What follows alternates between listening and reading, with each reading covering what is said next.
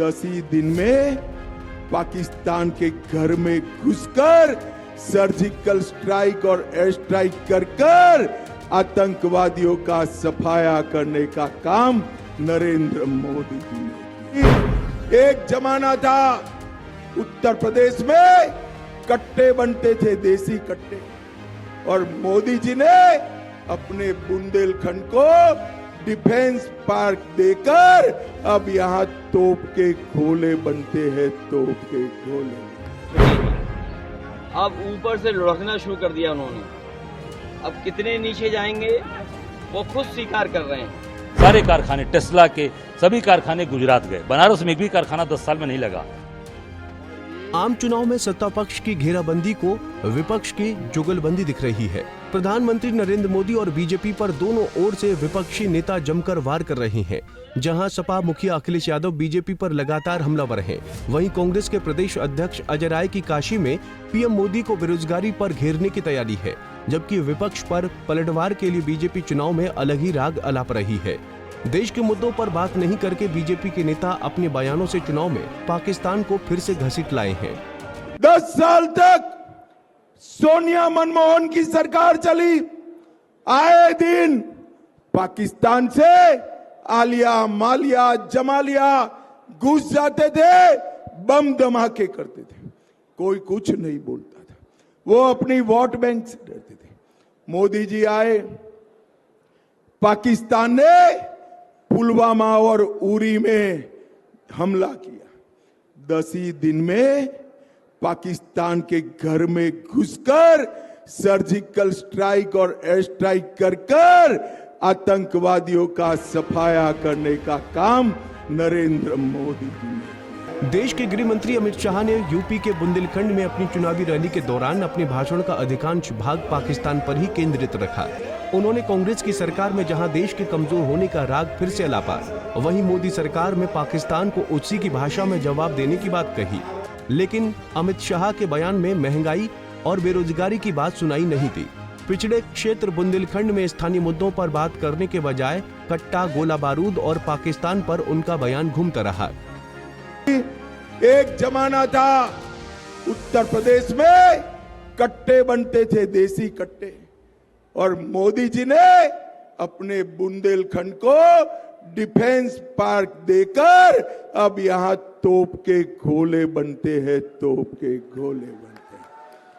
और बुंदेलखंड वालों, मैं बताता हूं, पाकिस्तान ने कोई भी गलती की तो बुंदेलखंडी गोला पाकिस्तान पर गिरकर पाकिस्तान का साफ सफाया। वहीं सपा मुखिया अखिलेश यादव ने बलरामपुर में बीजेपी पर करारा हमला बोला है। उन्होंने कहा कि बीजेपी हार नहीं रही है, बल्कि चुनाव हार चुकी है।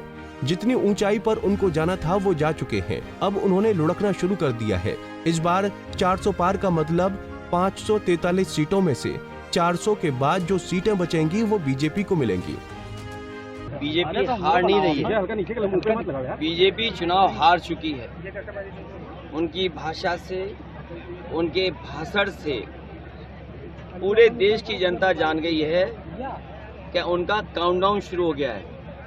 जितना ऊंचाई पे उन्हें जाना था वो जा चुके हैं। अब ऊपर से लुढ़कना शुरू कर दिया उन्होंने।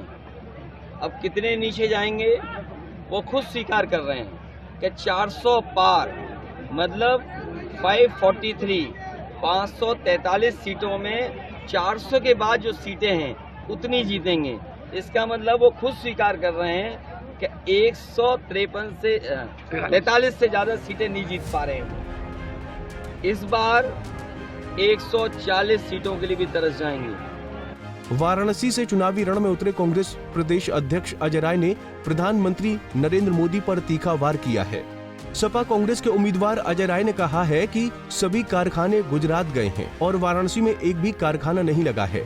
हमारे बच्चे पढ़ लिख कर टोटो चलाएंगे और रोजगार गुजरात को दिया जाएगा। काशी में कुछ भी नहीं हुआ है, केवल अनियोजित तरीके से विकास है। कॉन्फ्रेंस में कई चीजें सामने आई। एक तो सारे हमारे बनारस के लोगों को बेरोजगार कर रखा। सारे कल कारखाने गुजरात से निकले 22 से लेकर 24 तक, चाहे वो सेमीकंडक्टर का हो, चाहे वो एयरबस बनाने का हो, सबमरीन का, सारे कारखाने, टेस्ला के सभी कारखाने गुजरात गए। बनारस में एक भी कारखाना 10 साल में नहीं लगा। बेरोजगारी बढ़ती चली गई, कोई काम नहीं मिला। बनारस में बंदरगाह बनाया, खड़ा है। बनारस के अंदर कुछ भी नहीं दिया, केवल टोटो अब चलाएंगे हमारे बच्चे पढ़ लिख कर टोटो चलाएंगे। ये हमारी केवल और केवल हैसियत है। पढ़ लिख कर बच्चे रोजगार नहीं करेंगे। और जो बनारस के अंदर विकास अनियोजित तरीके से हुआ, बनारस में एक अधिकारी 4-5 साल से यहीं पर डटा है, कमिश्नर, डीएम कमिश्नर 5 साल से कौशल्या शर्मा, इसको तत्काल हटाएं जिससे निष्पक्ष रूप से यहाँ चुनाव हो सके। आपको बता दें कि देश में अभी 3 चरण का चुनाव होना शेष है। उत्तर प्रदेश में सबसे अधिक 41 सीटों पर मतदान बाकी है, इसीलिए सत्ता पक्ष और विपक्ष का यूपी का पूरा फोकस है। अपने प्रत्याशियों के चुनाव प्रचार में पूरा दमखम दोनों ही ओर से लगाया जा रहा है। बीजेपी ने प्रचार में पाकिस्तान की एंट्री कर अपने इरादों को स्पष्ट कर दिया है। शायद अब बाकी बचे हुए चुनाव में अमित शाह के बुंदेलखंड से आए बयान की गूंज बीजेपी के दूसरे नेता की जुबान से भी सुनाई देगी, जो हिंदुस्तान, मुसलमान, पाकिस्तान और रमजान पर ही केंद्रित है। Bureau report, Punjab Kesari TV. हमसे जुड़े रहने के लिए हमारे YouTube चैनल को सब्सक्राइब करें और नई वीडियो की नोटिफिकेशन के लिए बेल आइकॉन को दबाएं।